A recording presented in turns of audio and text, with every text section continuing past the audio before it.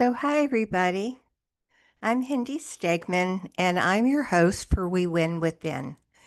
This is podcasts that I created for people to share their stories. It's personal stories of how each individual overcame something. And as you know in life, we all, every single one of us, has gone through at least one thing, if not many things, many stages of life to overcome and to reach where they are today.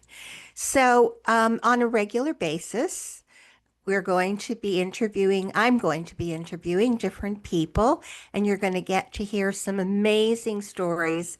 I'm handpicking each guest.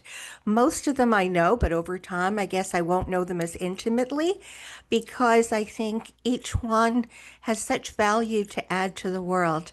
And almost every single person is someone that really believes in being in service. So stay tuned, and I'll tell you a little something about me. Um, I am the daughter of two Holocaust survivors. I'm the firstborn child. I have three brothers, and I was blessed to have two amazing children, and I have five grandboys, believe it or not. The oldest of which is now turning 29. Oh my goodness, how time has flown. And so, how did I get to where I am today? You know, being raised as the only daughter and the firstborn child of parents that had gone through terrific, not terrific, horrific, horrific life during the Holocaust. My parents were in concentration camps. They were on death marches. They were slave labor, and they experienced fear and horrors beyond words. But I was blessed. I was blessed to be the daughter, the first child, because I realized that there was something very special about my parents. I didn't know that not everybody in every family parents were like mine. But what I realized very early in life was I had a role, a very important role within my family. And my role was to try to make my parents happy. Because even though on the surface, if people met them, my father had the most beautiful smile. Oh my goodness, he smiled from ear to ear, and he appeared to be this happy go lucky person. And my mom, she was so bright and intelligent and well read. And again, on the outside, she appeared to be just loving life, enjoying life. But quietly, energetically, I picked up something else as a child. I didn't know what I was picking up, but I picked up that sadness and how their energy shifted. It could shift from moment to moment. So the quiet, gentle man that my father could be, with a smile on his face, could turn into, whoa, didn't take much. And then once he let off that steam, he was back. And what did I learn from him? Well, his daily mantra was, tomorrow will be better than today, and the next day will be better still. If you lose hope, no, I'm saying it wrong. I'll say it again.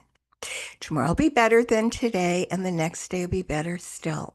If you lose money, you've lost nothing. If you lose your hope, you lose everything.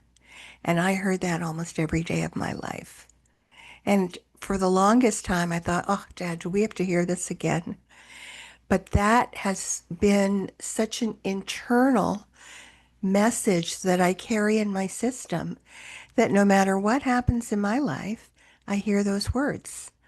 Okay, Hindy, tomorrow will be better than today, and the next day will be better still. Now, from my mother, I got a different message. So if I came and said something that I was unhappy, something happened to me, I was worried, really worried about something, she would say, Hindy, are they coming to take you to jail? Are they going to murder your family? Is anything terrible going to happen to you? And I'd answer, no. So she says, what are you so worried about? What's the worst thing that could happen? And I thought, as a child especially, wow, thanks for pearls of wisdom, Mom. Like, where's a little compassion? But growing up as an adult, when certain experiences happen to me, or when I am fearful about something, I have two messages, my father's message and my mother's message. And even though their messages are so different, each one carries such strong weight for me that I can overcome almost anything. Isn't it amazing? Different messages, and each one works differently. So I was the perfect child in my home. I really never wanted to upset my parents. I tried to make them happy. But was I a monster in school? Oh my God. Oh my God. I needed to get out that energy. And I think I spent more time in the hall than I did in classrooms. I've always been a leader, I guess. I would lead the other kids into being a little rebellious too. And when my parents would come for parents teachers night, they said, are you talking about our Hindi? Really? I can't believe it. Well, we have so many different parts of us. And if we don't get an opportunity to somehow let what's going on come out, it's going to come out in another way. Not that I was a bad kid. No, I was a really good kid. But I gave my teachers a run for their money. Okay, so let's fast forward a number of years. Believe it or not, I met, I went away with a bunch of girlfriends. Now, I'm from Toronto, Canada. We went to the Catskill Mountains in New York, and I met a guy there who, I guess he was really into me. And I wasn't that experienced about being into guys. I kind of was sort of a friendly, happy-go-lucky kind of person within my own circle of friends. But after a very short period of time, he came to Toronto to visit, and we got along really well, and we were communicating by mail. And then he said, why don't we get married? And I thought, I don't know if he's joking. Get married? I was all of 17, but he lived in New York. And I thought, I don't know what I thought, but I said, okay, let's get married. Now, he was 5 years older than me and already working. So there I was, a big girl at 17, getting married. And the next thing you knew, I was living in the big city of New York. Wow, was that exciting? Every day going to work on the subway, meeting all these interesting people. What a world. Oh my God, I'd never seen so many people walking so quickly. People of all races and nationalities.